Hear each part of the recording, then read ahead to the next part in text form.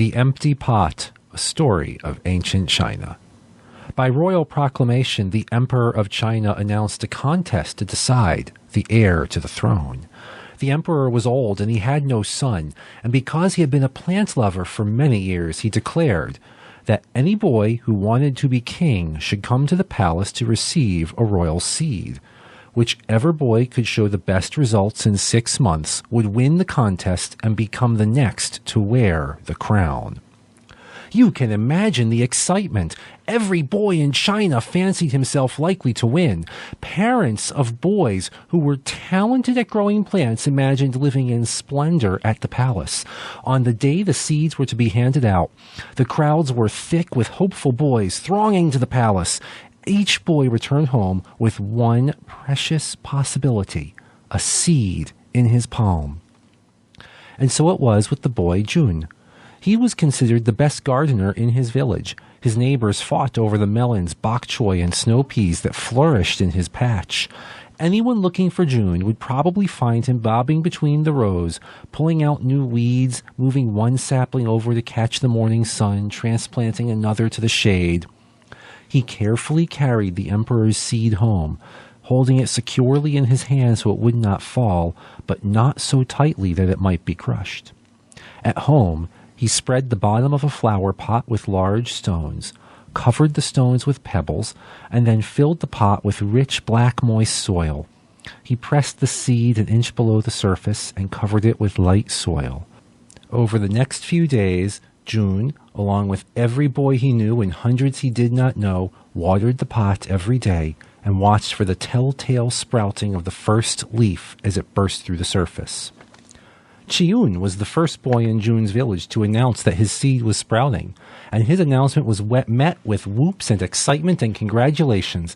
He bragged that he would be the next emperor, and he practiced his royal skills by bossing around younger children. Manchu was the next boy whose tiny plant emerged from the pot, and then young Wang. Jun was puzzled. None of these boys could grow plants as well as he, but still Jun's seed did not grow. Soon sprouts emerged from pots all over the village. Boys moved their plants outside so the baby leaves could bask in the warmth of the sun.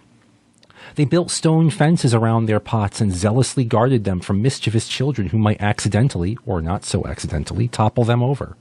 Soon, dozens of sprouts in pots throughout Jun's village were stretching out their first leaves. But Jun's seed still did not grow. He was confused. What was wrong? He carefully repotted the seed into a new pot with the best and richest loam from his garden. He crumbled every ball of soil into tiny particles.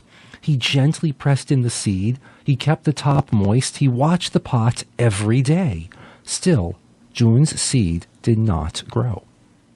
Soon, powerful stalks emerged from the other pots cared for by the other boys in Jun's village.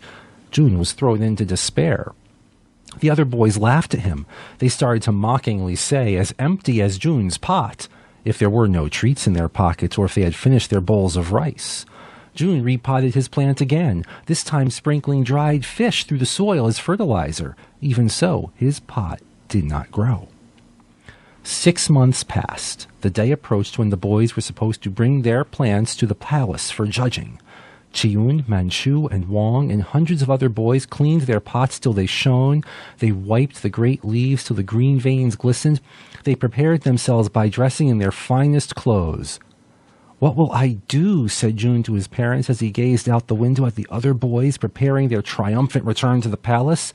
"My seed wouldn't grow. My pot is empty." "You did the best you could," said his father.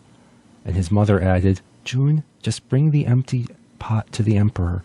Tell him you did the best you could." Shamefaced, Jun carried his empty pot to the palace, while gleeful boys carrying pots with huge plants strode to his right and left. At the palace, all the boys lined up in rows in their blossoming plants, and they awaited judgment. The emperor, in his embroidered silk robe, strode down the line of hopeful entrants, viewing each plant with a frown. When he came to Jun, he scowled even more, and he said, "What is this? You bring me an empty pot?" It was all Jun could do to keep from crying. "If you please, your majesty, I tried my best.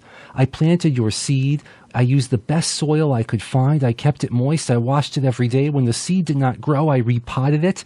And I even repotted it again, but it just did not grow. I am so sorry. Jun hung his head. Said the emperor. And he turned so everyone could hear, and he said, I do not know where all these boys got their seeds. There is no way they could have grown from the seeds we passed out for the contest, because those seeds had all been cooked. And the emperor smiled at Jun. English Radio Worldwide Online.